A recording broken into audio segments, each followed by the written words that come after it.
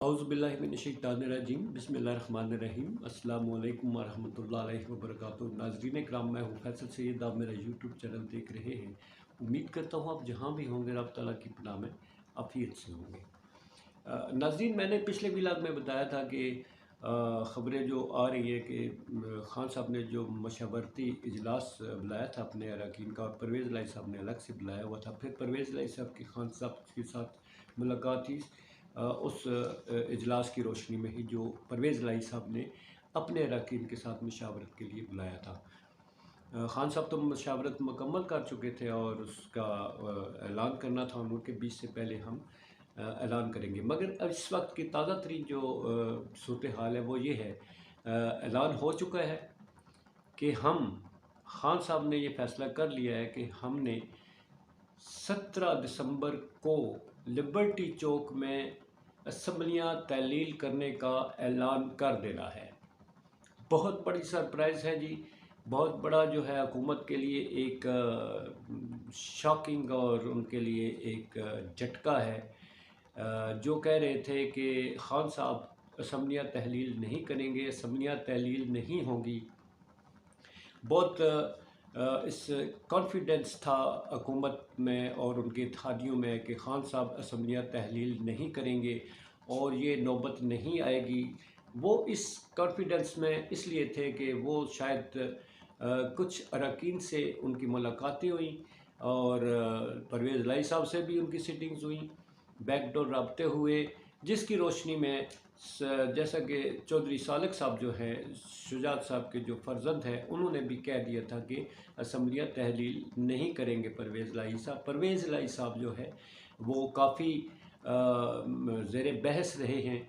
आज की मुशावरत के बाद उनके ख़ान साहब के साथ जो मुलाकात हुई है उसमें जो तय पाया होगा, उसके नतीजे में ही ख़ान साहब ने असम्बलियाँ तहलील करने के लिए 17 दिसंबर को ऐलान करने का अंदिया दे दिया जी। लिबर्टी चौक में बहुत बड़ा एक गैदरिंग होगी, बहुत बड़ा जलसा होगा ख़ान साहब का, और उस जलसे में ख़ान साहब जो है वो असम्बलियों की तहलील का ऐलान करेंगे। इस हवाले से अब हुकूमत क्या करती है जी। बहुत सारे बयानात थे इससे पहले, बहुत सारे दावे थे, बहुत सारे जो है वो उनकी पेशन गोइयाँ थीं। अब देखते हैं।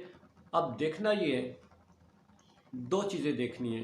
हुकूमत इस ऐलान के बाद क्या करने जा रही है, और दूसरा ख़ान साहब ने जो ऐलान कर दिया है, क्या वो असम्बलियाँ तहलील करने का ऐलान 17 दिसंबर को कर देंगे।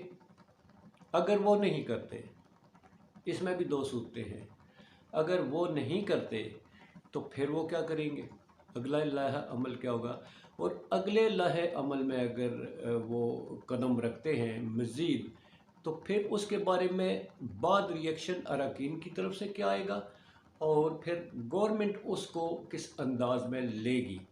क्योंकि हुकूमत अभी तक इस लेतुलाल में थी कि जनाब क्या किया जाए, इसको हैंडल कैसे किया जाए। बैकडोर चैनल्स में भी अब भी राब्ते हो रहे हैं। बैकडोर चैनल्स में ख़ान साहब के साथ जो है राब्ते किए गए हैं भरपूर किस्म के, और ख़ान साहब ने इन पर मज़ीद बढ़ाव दबाने के लिए 17 दिसंबर का जो है एक और झटका लगा दिया है।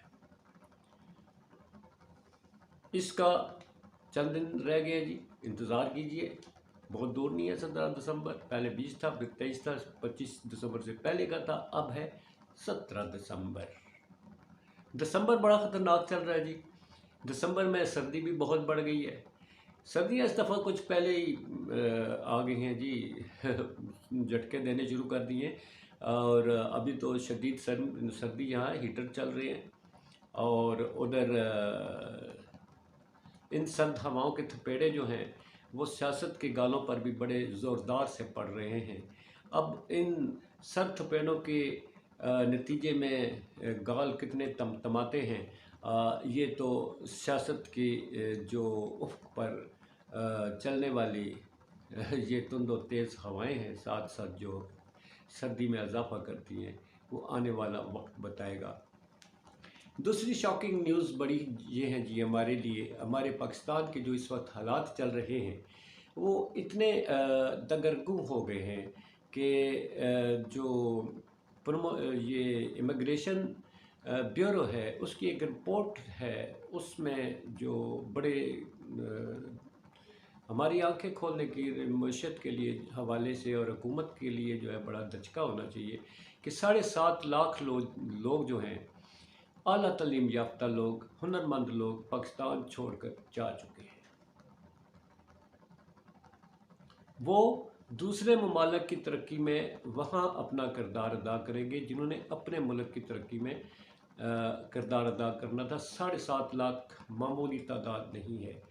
یہ 7.5 لاکھ ہنرمند اور اعلیٰ تعلیم یافتہ اپنے ملک میں خدمات سر انجام دینے کی بجائے غیر ممالک چلے گئے، کیونکہ یہاں ڈگریاں لے کر وہ رولتے ہیں، انہیں روزگار نہیں ملتا، معاشی حالات ایسے ہیں، کوئی ادارہ نوکری دینے کو تیار نہیں، اور جو نوکری پر موجود ہے بے روزگاری میں اضافہ، انڈسٹریز ہماری بند ہو چکی ہیں۔